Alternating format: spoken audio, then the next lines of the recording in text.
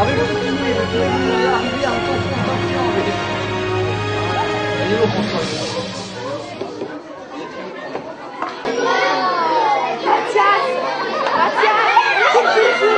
La garde haute.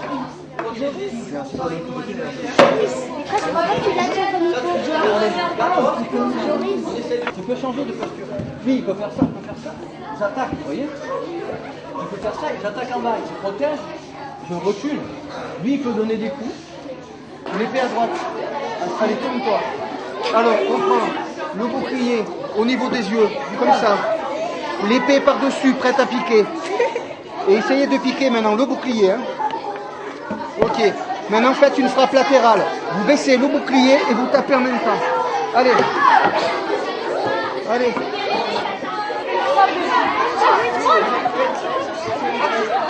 Vas-y, Jojo.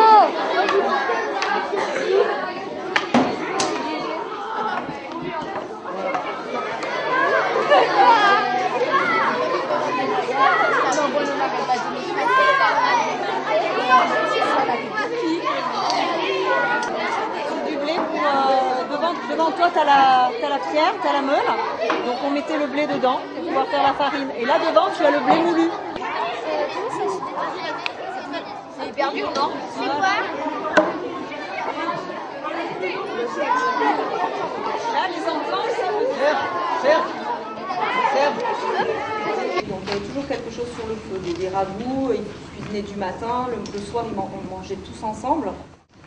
Maintenant on trouve encore carottes sauvages plus trop, mais poireaux, asperges, fenouil sauvage, des petits oignons aussi, qui étaient souvent trouvés souvent dans les champs, des blettes. Ils commencent à cultiver un peu le chou. Le chou et un peu les blettes, des choses comme ça. Et en fait, c'est surtout après César, hein, dans la conquête romaine, enfin, Rome s'est bien installée. Alors les druides, tout à l'heure on vous a parlé, vous avez évoqué Astérix et Obélix. Je crois que si je vous demande quel est le druide que vous connaissez le plus, Panoramix. Alors d'après vous, est-ce que le druide Panoramix représente vraiment les druides? Non. Pourquoi? Ah. Est-ce que tu es sûr de cela? Oui. D'accord. Alors on en discutera tout à l'heure. Un des trucs les plus puissants des druides, c'était la magie. Le druide était un magicien avant tout. La preuve. Moi j'aimerais un éclairage moins fort. On va le refaire. Je voudrais un éclairage plus important sur la scène entière. Voilà, ça marche pas sur deux. Tous les druides, tous les clans, à tous les échelons, se retrouvaient donc ce jour-là. Ils étaient habillés de blanc, constamment, et ils cueillaient le gui. Et ce jour-là, ils débattaient des problèmes qu'ils rencontraient dans leur société. Donc s'il y avait des jugements, ils faisaient les jugements ce jour-là. Par exemple, si toi tu avais un problème avec ton voisin, tu n'avais pas le droit de te venger pendant l'année. Tu devais attendre Carnut pour aller dire mon voisin il m'embête, il m'a volé mon cheval. Et à ce moment-là, on lui donnait une punition. On ne sait pas trop encore l'utilité vraiment réelle. On sait que c'était pour lancer celle-ci, pour qu'elle se bloque dans les boucliers adverses. Elle peut pénétrer deux boucliers et les bloquer. Celle-ci, on s'en servirait, je pense, plutôt au sol, en appoint, avec des guerriers qui sont juste avec ça, et qui sont derrière ceux qui ont les boucliers, et qui ont... Qui a une question? Oui. Ah oui, je suis Marcus Decumius Orator, président de la Lexis Ferrata. Nous sommes aujourd'hui à la Gaude pour préparer le festival Galgauda qui se déroulera du 6 au 8 juillet prochain. Pourquoi notre venue aujourd'hui, ce 14 juin 2012? Simplement parce que nous sommes venus faire une intervention pour sensibiliser les enfants au prochain festival. Alors notre but évidemment c'est de leur enseigner pas l'art de la guerre, mais le comportement du légionnaire, la vie quotidienne du légionnaire et ce qu'il pouvait faire en camp ou dans la vie de tous les jours. Il y a de l'animation.